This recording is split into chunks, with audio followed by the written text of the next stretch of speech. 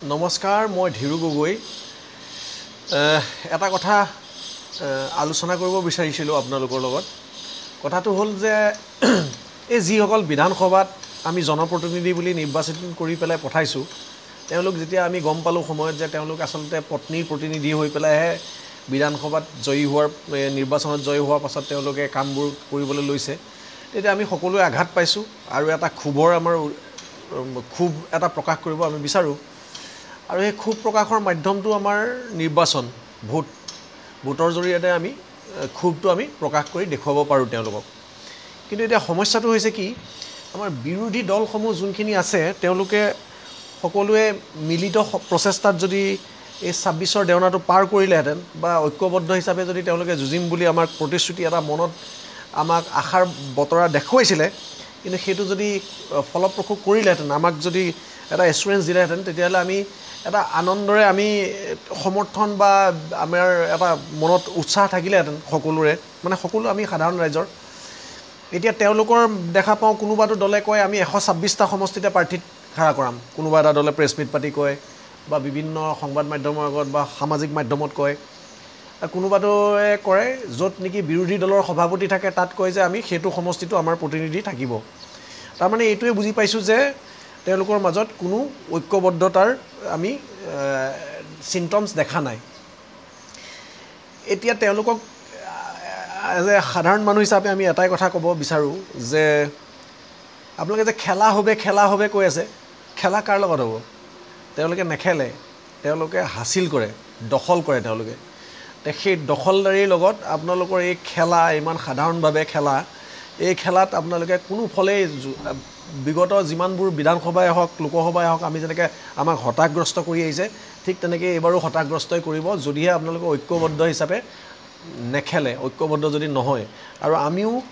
মানসিকভাৱে মানে কি হয় সাধাৰণ মানুহে আমি ভাঙি পৰোঁ আপোনালোকৰ এইবোৰ খোৱা কামোৰা দেখা পায় আপোনালোকৰ নিজৰ দলৰতো আভ্যন্তৰীণ সমস্যাবোৰ থাকেই আভ্যন্তৰীণ ৰাজনীতি থাকেই কুটিল ৰাজনীতি তাৰ উপৰিঞ্চি আকৌ দলবোৰৰ মাজতো যদি এনেকৈ আপোনালোকে খোৱা কামোৰা বা এনেকুৱা ধৰণৰ মন্তব্যবোৰ কৰি থাকে একচুৱেলি আমি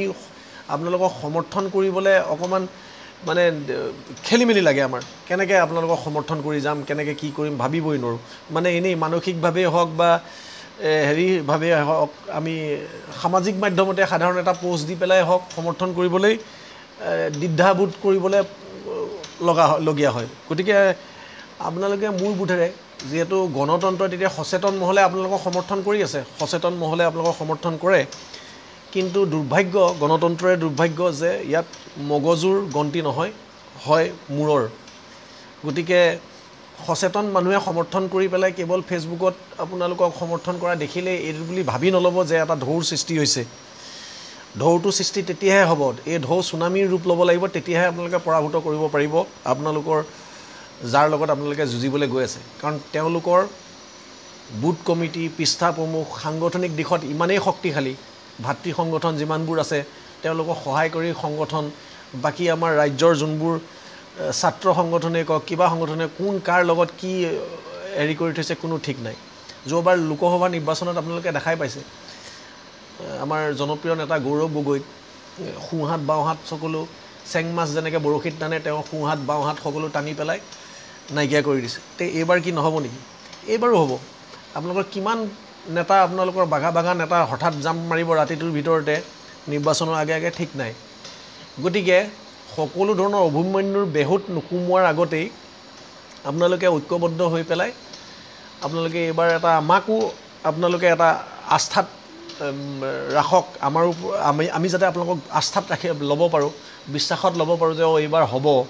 এইবাৰ তেওঁলোকে ঐক্যবদ্ধ হৈছে বা তেওঁলোকে এইবাৰ যুঁজিব যুঁজ এখন সঁচাকৈ হ'ব তেনেকুৱা কৰিলে আমাৰো ভাল লাগে সৰ্বসাধাৰণ ৰাইজৰ সেইটো আপোনালোকে আমাৰ অনুৰোধ থাকিল ধন্যবাদ